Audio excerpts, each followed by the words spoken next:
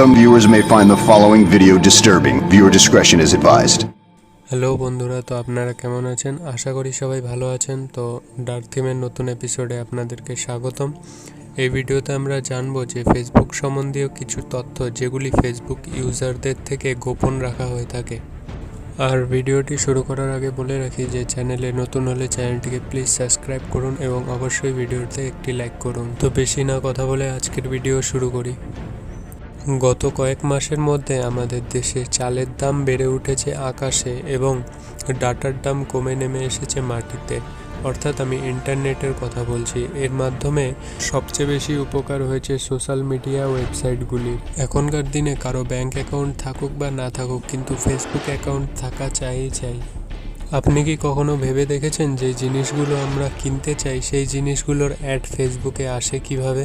আমাদের ফোন বুকে থাকা কন্ট্যাক্টগুলি ফেসবুক কিভাবে খুঁজে বের করে? আচ্ছা, এগুলি নয়তো বাদই দিলাম, যদি ফেসবুক ফ্রি হয়ে থাকে তাহলে তাদের ইনকাম হয় কিভাবে? আপনি বলবেন যে অ্যাড দেখিয়ে, কিন্তু বলে রাখি অ্যাড দেখিয়ে তাদের ইনকামের 30% পূরণ হয় না। কি অবাক হচ্ছেন?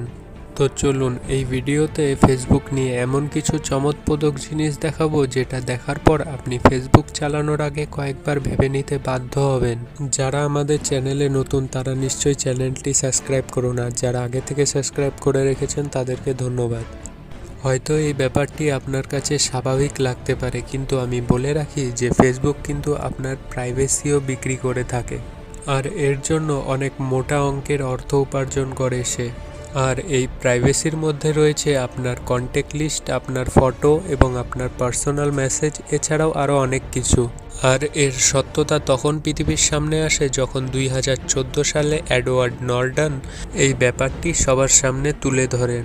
সে এনএসএ বা ন্যাশনাল সিকিউরিটির সাথে কাজ করত। নর্ডন জানিয়েছিল ফেসবুক এনএসএর সঙ্গে হাত মিলিয়ে এনএসএর পিজন প্রোগ্রামের সাথে কাজ করে যাচ্ছিল, যেখানে ফেসবুক ইউজারের প্রাইভেট ইনফরমেশনগুলি দিতে হয়েছিল।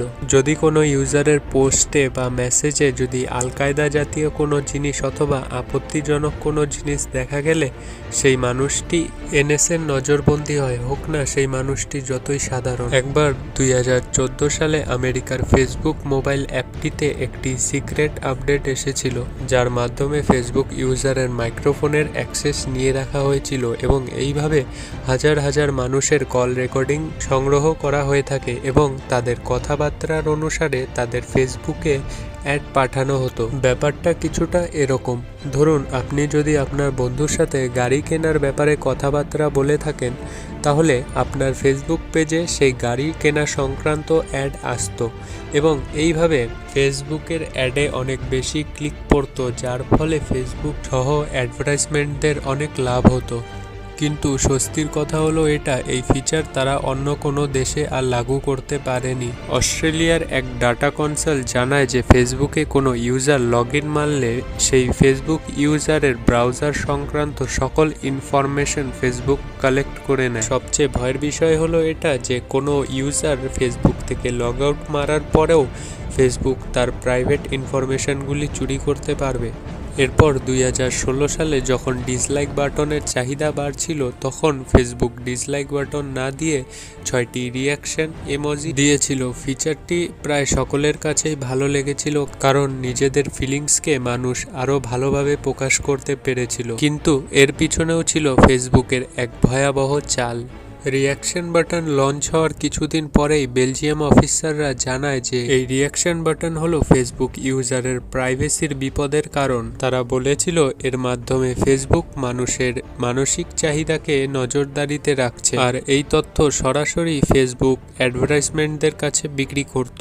কারণ যখন একটি ইউজার খুশি থাকে একমাত্র তখনই তারা ইউজারদের কাছে কিছু বিক্রি করতে পারে। তার মানে ফেসবুক আমাদের প্রাইভেসি সহ আমাদের ফিলিংকেও বিক্রি করে থাকে।